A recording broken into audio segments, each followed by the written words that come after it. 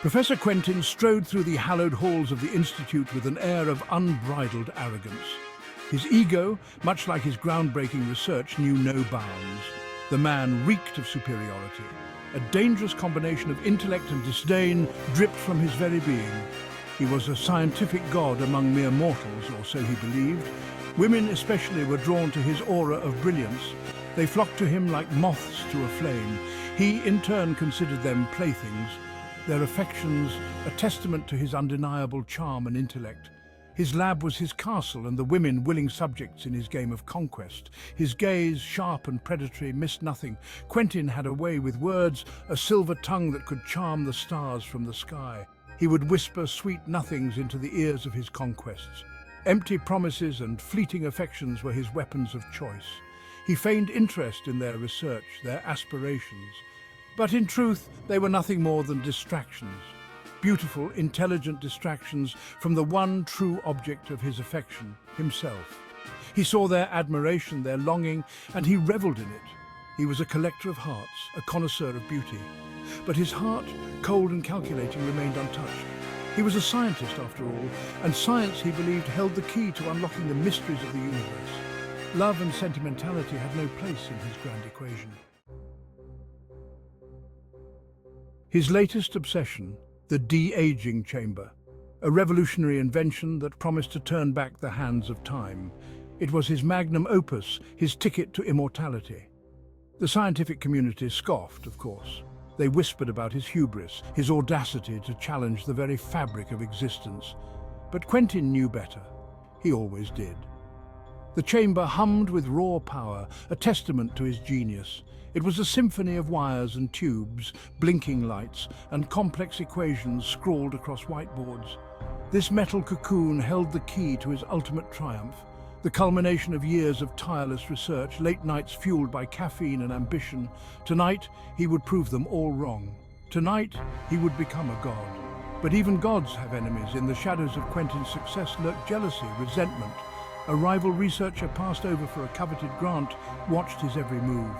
Dr. Emily Carter, a brilliant but overlooked mind, had reached her breaking point. Quentin had dismissed her theories, belittled her contributions, and stolen her ideas for years. Enough is enough. As Quentin prepped for his grand experiment, Emily made her move. A subtle shift in the calibration, a tweak in the formula, a silent act of defiance against the man who had underestimated her for the last time. She knew her sabotage would have consequences, but she didn't care. The man deserved everything that was coming to him. Inside the chamber, Quentin felt a surge of exhilaration. He closed his eyes, savouring the moment. This was it, the culmination of his life's work. He braced himself for the transformation, the rewinding of time, but something was wrong. The hum of the machine intensified, morphing into a deafening roar.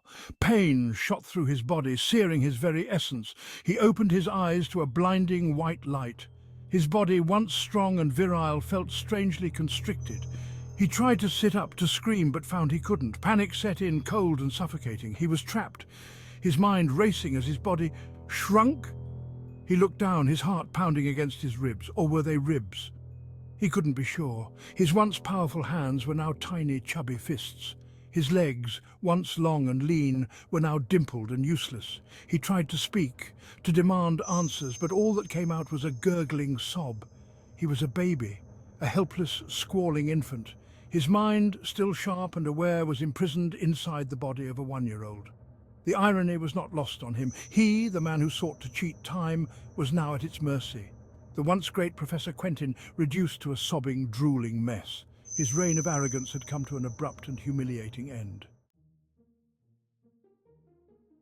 The lab was in an uproar. The chamber's emergency release hissed, revealing the unthinkable. Professor Quentin, or rather, the lack thereof. In his place lay a whimpering infant, swaddled in the remnants of his now oversized lab coat. Consternation quickly turned to amusement. The mighty had fallen, and it was a sight to behold. His female colleagues, their initial shock giving way to a delicious sense of schadenfreude, circled him like avenging angels. They, who had endured his condescending gaze and dismissive remarks, were now in a position of power, and they intended to relish every moment. Oh, Professor, looks like someone needs a diaper change. Her perfectly manicured finger tapped his nose, her smile a dangerous thing. Don't worry, Professor. We'll take good care of you. They took turns feeding, burping, and changing him, their ministrations a constant reminder of his predicament. He wanted to protest, to demand to be changed back, but the only sound he could manage was a frustrated gurgle. His humiliation was complete.